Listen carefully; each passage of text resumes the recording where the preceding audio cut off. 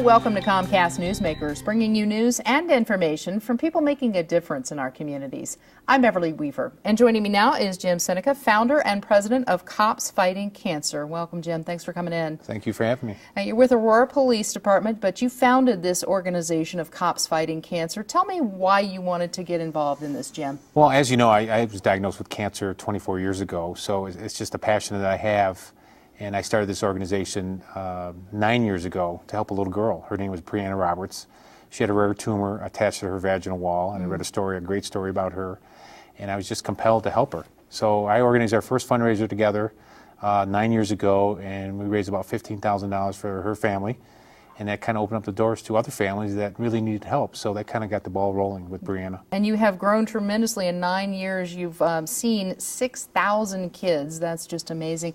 Tell me what your real mission and purpose is. Obviously, you know, you're getting involved in a very human way. Well, initially, you know, the research part of the disease with cancer is very important. But when it comes to our organization, a lot of these families and people need help when it comes to their finances and emotional help.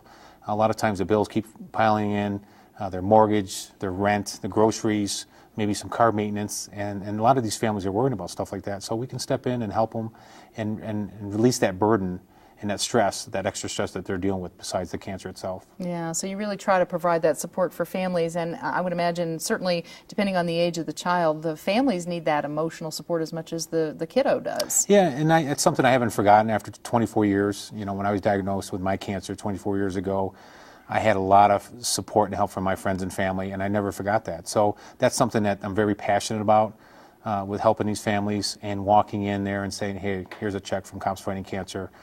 Just to get you through the month. It gives them that ray of hope to get them through their situation, and it's been a tremendous experience for us. Tell me what officers are doing to really help, and obviously you've branched out into a lot of other departments along the Front Range and throughout Colorado. How many officers do you have involved, Jim? Well, we have close to 200 officers. Our project is growing every year. As you know, this month we're going to have the Long Blue Line. It's our ninth annual, and we're trying to recruit as many departments as possible. This year we're looking at 200 officers, maybe 60 to 70 agencies throughout the state to visit with the children at Christmas time and really trying to brighten their day and just trying to encourage these children, because as you know, it's very difficult to be in the hospital when they're sick. Right, and it's a holiday time and certainly a time for families to be together. The Long Blue Line, you called it, is that just a line of police cars from here to yon? Yeah, pretty much. I mean, it started 9 years ago, and it started with about 4 to 6 officers. It started with a simple idea. Initially, I contacted Children's Hospital when they were in Denver and told them that I wanted to visit with some children over at the hospital. And lo and behold, there's 200 children I had to visit with, so I had to recruit some help from other departments and from our own department. And lo and behold, it's 9 years later, 6,000 kids later, and the Long Blue Line was instituted last year.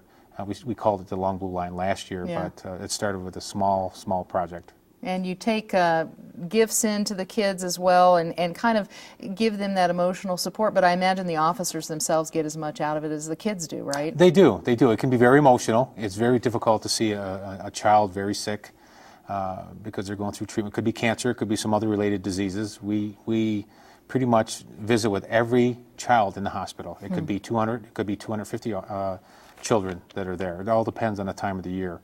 But yeah, it is very difficult for some officers, and because if you have children as a parent, like I am, it is very difficult to see a child that's hurting or sick or who knows what their diagnosis is. What's the response that you get from the families? What's maybe the most common thing or the most heartwarming thing that you hear? They're very overwhelmed. That's great to see from the parent side, and again, it's amazing to see from them that, you know, officers and strangers come in and just kind of you know, they're like, you're here to visit my child and trying to brighten their day, and it's such a privilege and honor just to go there and visit our kids. So where can people go, Jim, to get more information?